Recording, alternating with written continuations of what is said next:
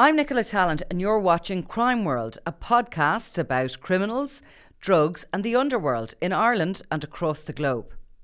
Make sure you subscribe to our channel and turn on notifications so you can be the first to watch all our latest episodes. You can also listen wherever you get your podcasts. So it's not every criminal that we do on Crime World has his own organised crime gang named after him, but Stefan Saunders is one of those people. That is the level of significance the Gardai gave him. Yeah, I mean, during the recent Criminal Asset Bureau hearings, it was just referred to as the Saunders Organised Crime Gang, or group, as they say, the OCG, which is, I think, the acronym they like to use in polite circles. Yes. But yeah, I mean, he was the leader of a gang that absolutely terrorised ATM delivery drivers for a good part of a decade, if not more. Yeah, because I mean, obviously they've become maybe less prominent in recent times. Obviously, partly due to the fact that cash is being used less and less, maybe. But certainly in the 2000s in particular, there was a spate of really high-profile robberies or planned robberies of cash and transit vans. And obviously there was a huge spike in tiger-kidnappings as well. I suppose that would have been in the late 90s, early 2000s. And Stefan Saunders was regarded by the police as being one of the most professional outfits. Obviously, he was back in the news this week because despite his criminal past, he's now been linked to a totally different, if slightly related business, I suppose you could say. Well, I suppose you could call it bank robber adjacent work. Yeah. In that, he's been linked to a locksmith company, which his wife apparently is the main shareholder of and company secretary. Yeah. His wife Tammy now was also mentioned in the CAB hearings as an active member of the Saunders OCG. So she obviously is not the quite shy retiring type that she was considered as having taken part in elements of the gang's activities, and mostly her role was to launder money. But she'd also been arrested back in 2010, according to the affidavits that were filed in the CAB case, for her part in sourcing vehicles and phones that were then used by people suspected of being involved in a tiger kidnapping that was quite serious. So I mean, it's unusual, I suppose, that they're going into the lock enforcement business, but maybe not as unusual as you think. It's interesting actually that they described the firm as having old-fashioned values, which was... It was on the website. Yeah, I mean, it was they're 20 years in building it up, and it was registered as a company in February 2022, but they've been 20 years in business according to their own website, so you can make what you want of that. But yeah, I mean, look, it's obviously, it's something that we knew about him before. Like, it had been out that he is a self-taught locksmith and had been known to have carried the tools of the trade of a locksmith on him. I mean, it's apparent in like one of the robberies he was involved in. Like they actually did break in and moved sensors behind a ceiling tile. So, they're able to get in and out of buildings. This is all before a robbery happened. So, I mean, it's obviously a very useful skill, I guess, to have. And I mean, if you're going to be a very unethical journalist, you could possibly say we should all be learning how to pick locks. So if we get left alone in the appropriate office, we can get to the minister's files before the coffee's served. Well, if you weren't an ethical journalist, we wouldn't have you here. So, I mean, Stefan Saunders, I suppose we've written about him obviously over the years, but I mean, there's really three really high-profile crimes that he has been linked to. One of them he's convicted of, one of them he was charged but ultimately found not guilty, and one of them he was never prosecuted in relation to. But these were three of the sort of the big headline crimes of their day. I mean, the first one was in the 2000s. It was all around bank robberies, really. Yeah, there'd actually been a spate. I mean, like the Saunders gang was probably a follow-on from, I don't know if you remember Derek Murphy and his gang. They were. I think he was the first guy who was convicted on the back of DNA when they held, I think it was the manageress of a restaurant, and he left a cigarette butt somewhere that was picked up, and they were able to link him to it, and he got 15 plus years. They were a very violent gang, and they were very active around this time. And they were targeting the vans that were coming to fill ATMs. So, I mean, like everything else, I suppose the economy was really picking up at that stage, and there was ATMs appearing, in places where they hadn't been. So there was a lot more money sloshing around, and there was, I suppose, a window of opportunity for, these determined gangsters. Because I mean, it's there's always a risk you're going to get shot by the emergency response unit or somebody, like when you're doing these things, especially like if you're carrying firearms, even if they're fake. So it was around this time. It was Brinks Allied were targeted. And they actually had an inside man. It was a 1.8 million cash in transit theft, it was described as. But they had an inside man, and his job for the gang, they suspect that was organised by Saunders, was they got them to stop the van for refreshments out in Coolock. And when his colleague opened the door, the cash van, to let him back in, he switched off the alarm, and one of the robbers got in. And, obviously took control of the situation. They parked up the van elsewhere, and basically took their phones, disabled the alarms, and they took the cash, and that was it. Never to be seen again. 1.8 million, tidy day's work. A huge sum, really. And this was, a lot of these robbery specialists, I suppose you could call it, were all coming from sort of the north side of Dublin. Derek Murphy had talked about, again, he was only convicted in recent years and is back behind bars for a separate crime. But there was a kind of a speciality going on, and this Stefan Saunders would have been a young man back then. He would have been maybe a more junior gang member at that stage, but he was to continue to rise up.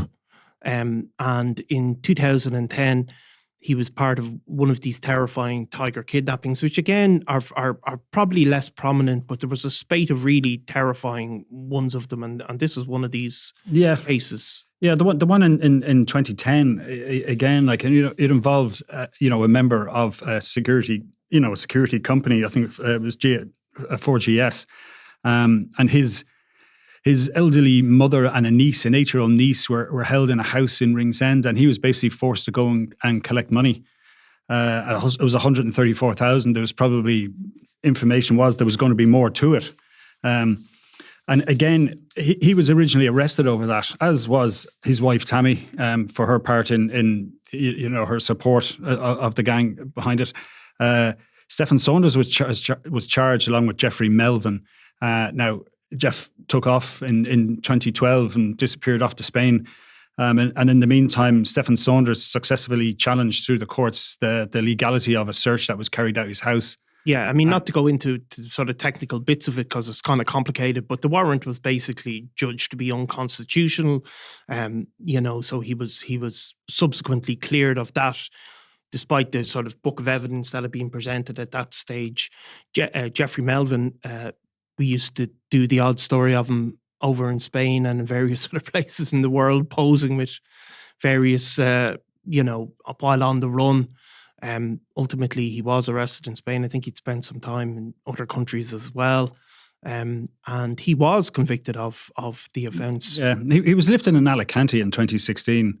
And I think it was in 2018 then he was brought to court. Now, it was said in court that he wasn't necessarily present at the raid himself. What he actually admitted to was conspiring to commit a robbery, and he'd supplied vehicles to it. He's originally a mechanic from Rotothan, County Meath. But it was also mentioned in court this time that he was part of a gang that was involved at that stage. The guards would believe like a dozen, as what they described as well-planned robberies.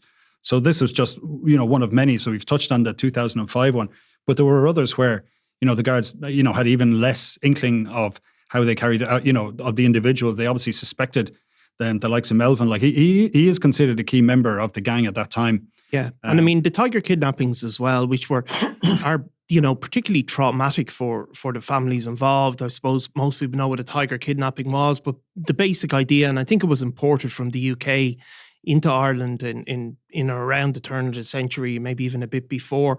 But rather than trying to break into a bank or hold up a bank or hold up a cash in transit van, what they would do would be basically kidnap a member of a bank staff worker's family and threaten them and force the bank worker then to go in and into the facility and just take the money and hand it over to them. And it was a really terrifying thing because really you're asking bank employees to say, to leave their family, to phone the police while their families are in the hands of these armed raiders. And they were very dangerous people, a lot of these gang members. Like, I mean, Stefan Saunders, it was always being said that he was flying people over to Eastern Europe and to go on weapons training, and there was some pictures published in various papers. So these were very serious people. Now, ultimately, Stefan Saunders, he basically got caught red-handed in 2016. Yeah, I mean, he was, I think it was Operation Woven or something was the name of the Garda operation. And it was, I think it was the various intelligence units and organised crime and drugs and more than likely the National Surveillance Unit who were all involved. And there were at least 6 months keeping an eye on the main figures. And this particular location in Duleek, it was kind of the building was no longer being used by AIB, but there was still an ATM there. And they were spotted 4 times in a coffee shop across the road on the Fridays that the van was coming to deliver. And on 2 other occasions, they were in a van nearby, keeping an eye on things. On one occasion, they broke a window in the van, I think, and kind of 2 uniformed Gardai with, who had no idea that place was being watched by their colleagues turned up to look at it. And obviously that was possibly an attempt to kind of see how long, the response time was going to be. And of course, and this was the same target then that they got into and moved a sensor alarm up behind a ceiling tile so that when they did plan the robbery or when they did go in, they wouldn't set it off. Of course, what they didn't know was the fact that 1, they were being watched, and 2, that the guards themselves got into the building and put in their own microphones so that they were listening when Saunders and Noonan, and then their Damien Noonan and their getaway driver Francis Murphy waited from outside in a BMW, and they were chatting, and they knew they were armed because they were talking about it. They were talking about the use of firearms, and when they went in, I think there was quite a large number. I think the number mentioned in the court reports, there was something like 25 armed officers at the scene. And he had a Makarov pistol, one of these kind of Eastern European-made automatic pistols. Now, it turns out, while there was a bullet in the breech and a full magazine, there were actually blanks. And Saunders was spotted holding this, and I suppose did the smart thing, threw it away when faced with several armed guards. And his colleague Noonan threw away the crowbar they had. And, they were wearing radio sets. He was wearing, a ballistic vest, obviously a bulletproof vest. They had brought in a little bottle of petrol and wax paper, the paper for, you'd wrap a loaf of bread in. That was going to be used to set fire to the BMW when they got away. They had, I think, bleach and a sheet, and it was all to do with kind of trying to destroy any forensic evidence. They had 2 layers of clothes over which they wore a shirt and tie and a jacket. And, it was meticulously planned. And I mean, there was reports that he'd been trained in counter surveillance. Obviously the guards who were on it were slightly of a higher standard than he was. And they were ready and waiting for him. And I mean, and that was the only way they were going to get him. I mean, it just shows you, it took that level of planning on the guards' part to know that they're going to have to get him red-handed because, as subsequently they found, they were so careful with leaving any forensic clues behind, anything that could link him to the scene. They even brought plastic bottles to urinate in so that they weren't going to leave, the slightest, scintilla of evidence that could be used against him to link him to the scene. Because when he was arrested, of course, at that point, although his name had been maybe out there in amongst the people in the know, he really had no criminal convictions at that point. I mean, he was living a very appearingly respectable life in a very nice home. He was, to all intents and purposes, a respectable businessman. Yeah, I mean, he was he is a father of 3. He trained as a plasterer, which was, I think, pointed out in the cab hearings that he didn't actually finish his final exam. Of course, he was making the argument that, a lot of work done on the house that costs several $100,000, that he did it himself because he, had the skills to do it. So, I mean, to all intents and purposes, he lived an outwardly, normal life. Tommy worked kind of doing dressmaking and I think making cushions and dresses, this sort of thing. They had a firm called U Design, which again was mentioned in the cab hearings. And they both drew a wage from that at one stage. Now, there was no evidence in the end. The judge threw out he just said there was no evidence to show that this particular firm was used to launder money. But the house that they were living in, Hazelbrook in Clonee, it was typical, a lovely, it's a lovely sized house. It's the height of the Celtic Tiger. new kind of building, a very, very nice home. Yeah, and they bought, like, and it was very much it was a spending spree from his ill-gotten gains. They also bought an investment property in Finglas, which was since sold, and that was used to pay off some of the mortgage against Hazelbury by the banks, because they stopped paying the mortgage at a certain point. Obviously, the arrest kind of, I suppose, disrupted the income stream for the family to some extent. But yeah, I mean, look, he hadn't been particularly known, and certainly, again, it's one of these things that would have been difficult to write about him because, he had escaped prosecution in 2010. Like he wasn't even charged in relation with 2005.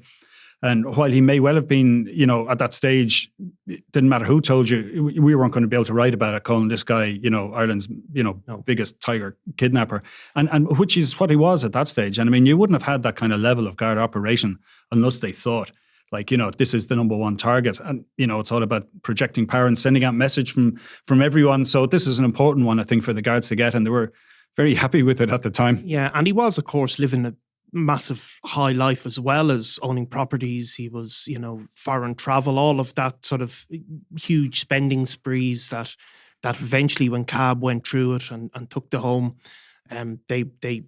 they had brought in forensic accountants who again showed that this foreign travel, all that sort of stuff wasn't achievable on the legitimate sources of income that they had. Yeah, and even the way they did it, like, I mean, 6 weeks holidays in Florida, but it was paid for with other people's credit cards. So they were, weren't even using credit cards and thinking that, it's a way of hiding their spending and giving, Joe Bloggs the money, who then booked the flights for you. But I mean, the Brink Transit robbery in 2005, I think it was 2.5 million was stolen. It was 134K for the 2010, and the one where he was caught was potentially a €2 million heist that was going to be, and then of course there was the half dozen others that we're not sure which ones he was involved with. So that gives you an idea of the scale. Now, I'm sure there's a certain amount of overheads, but like, and there were people that were named in the CAB hearings who were members of his gang. Some people who are not known as criminals whatsoever, who have, no criminal convictions whatsoever, and other people who did have profile for completely different reasons that we weren't aware of. Yeah. I mean, obviously, one of the names that was featured in the court case was Sean Enright, who we have written about over the years. And Sean Enright, again, does not have a lot of serious convictions, but of course, he maybe became known for, after surviving a couple of assassination attempts, very serious attempts, one by the IRA, basically by Alan Ryan's gang, and another by, I think, as part of some North Dublin criminals were suspected. Sean Enright was described, I think, as a close personal friend of Stefan Saunders. Yeah, I mean, like he was shot, and I mean, people were kind of, a little perplexed about exactly where his place was in the kind of the gangland pantheon, so to speak. We were writing about him, as a gym boss and music promoter. And I remember the pictures of him. He was quite, bodybuilder and all the rest. And there was talk about how his fitness helped save his life and this kind of thing. But then it came out in the CAB hearings that he was actually part and parcel of the Saunders organised crime gang. Yeah. And there was an affidavit from one of the police who kind of said that he refused to comment, like in an interview, but made an outside remark then that that he'd fallen out with Stefan Saunders after the 2010 robbery, and that essentially that was the breakup of that group at that stage. So. Sean Enright, of course, did, like, that was the evidence given by CAB. Sean Enright, I think, has spoken previously to us, actually, because he did ultimately, after one of the assassination attempts, eventually left Ireland and moved to Eastern Europe and set up a gym there. And he did at one point speak to us saying he's no involvement in anything. However, he hasn't really appeared back in Ireland on a regular basis since, as far as I know. Also, like, he would have been associated, Stefan Saunders, at least in partly with the Bradley brothers as well, would have been in that same circle. And the Bradley brothers, of course, as well, were ultimately convicted of an attempted cash in transit robbery as well, with Eamon Dillon, who was shot dead in a separate incident. Yeah, I think there's kind of, I don't know whether it's the the influence of Heat movie with, Robert De Niro and Al Pacino, where, it kind of, the pinnacle of the criminal underworld is to be, a clever bank robber because you're stealing from the rich and you're giving to the poor, i.e. yourself. Yeah. And, and it kind of shows that you've got a bit of, you've got a bit of brains and you can outwit the man, you can outwit the establishment, And so even sometimes people who are involved in other crime, drugs might be their main business. Like you saw this with Eamon Dillon. Like, why the hell would he be involved in a cash and transit robbery? He was at the scene, like in Selbridge that time. And it's about I don't know, reputation and about proving that you're a proper macho, apex criminal, that you carry out an armed robbery. And or again, I mean, the other side of it is it's fundraising that, well, see, this is the other thing. It's the need for liquidity, I think, as well. Like, because these guys, drugs get seized and they have to pay money back. And I think some of that maybe drove Eamon Dillon. He by the end of his life, I think he was getting involved in, taking over debts and collecting them for other people, and, all sorts of ways to just have cash in hand, Yeah. And I suppose like 100,000 like cash in Spain or Holland is going to buy you whatever, 500,000 worth of drugs for and get you well back on your feet if you go through that problem. Are the days of bank robbery gangs, tiger kidnapping gangs, are they gone in the cashless world? You can't even buy your NCT with cash anymore. I'd be worried about your car anyway. But I doubt it. I mean, I know that there's a big move away from cash, and there's less of it about. And I'm sure a lot of retailers are quite happy not to be keeping large amounts for various reasons. But I mean, even recently we saw the people using plant hire machinery to dig ATMs out of the wall and all the rest of it. I mean, there's anywhere. If someone thinks there's 50 grand or 80 grand or whatever sitting somewhere, someone's going to have a go at some point, Yeah, I mean, obviously the ones around the border, there was although they had to do quite a lot of them, they managed to amass a huge amount of money, and it wasn't just one gang. It seems to have been all sorts of offshoots. But maybe the days of those highly organised gangs, they don't seem to be in operation as much in Ireland, do they? Or I'd say if you go into a bank now with a gun and shout, "Hold your hands up," you'd be left waiting. You'd be difficulty trying to find a member of staff to even threaten. Yeah. So, I think that maybe that's part of the plan by the banks as well. But yeah, look, I mean, it is moving away. It is high risk because I mean, which it does potentially attract a heavy sentence, which it didn't in Stefan Saunders' case. Yeah, I mean, there he was caught red-handed with a gun, presumably going to terrorize some poor driver of a cash van, and he got a 7.5-year sentence. It was backdated to when he went into prison. He served. I think he was out in September 2020. Yeah. So he was 4 years inside for. He was ultimately done for conspiracy, wasn't it, rather than actually robbery? Have we heard about him since he's got out of prison? He hasn't appeared in any of the cab cases, has he, in person? No, he hasn't been seen. And I suppose the only inkling we got was of what's going on was during early on in the cab case. They were looking for free legal aid, claimed they'd no money. Yeah. That basically since he'd come out, he'd been unemployed, hadn't been able to, hadn't been working. This is whatever it was 2 years ago, I think now at this stage. Yeah. And I think some of Tammy, his wife's income was mentioned. It was like kind of 500 a month that, they were living on PUP payments then during lockdown, that sort of thing. So, it was, they're not doing great, let's say, compared to the spending spree that, as characterized by the Criminal Assets Bureau when they bought their rental properties and their nice BMW. Because, of course, we also had one amazing incident heard about during that cab case. If you just show the scale of them that they were actually had flown over to Heathrow, Stefan Saunders and a couple of his associates, and they've been actually monitoring a plane, very kind of Goodfellas-like style of crime, suspected that they were planning of. Obviously, they didn't ultimately get charged in that case. Yeah, it was kind of a strange one. Obviously this whole, it was actually, I think, an Interpol police report from the UK back to the police in Ireland. It's very much to say, look, we found and questioned one of your interesting characters, and Mr. Stefan Saunders, and another associate who were sitting in a van on the edge of Heathrow, watching money being transferred, cash being transferred onto an Aer Lingus flight. And it turns out then Damien Noonan had also booked a flight to Dublin so he could watch it from the departures lounge at the same time. And this is just a couple of months before they were caught in Duleek in that ATM delivery robbery. So I mean, they were obviously had their eye on something, and we do know there was an attempt at a cash robbery in Dublin Airport sometime afterwards. So I mean, they obviously had their eye on some of this cash coming in, whatever it is. There's various cash movements by firms and banks, throughout the world. Obviously, Yep. It's how foreign exchange works. So yeah, I mean, it's stuff for a potential mini movie there. I think It definitely is. And would you consider giving him a go, changing your locks yourself, or would you think twice about it? No, I'll just keep it on the straight and narrow, Niall. I wouldn't like to be able to. You might use it against me. He's got lock picking skills. Mightn't be something that I necessarily want to be known for.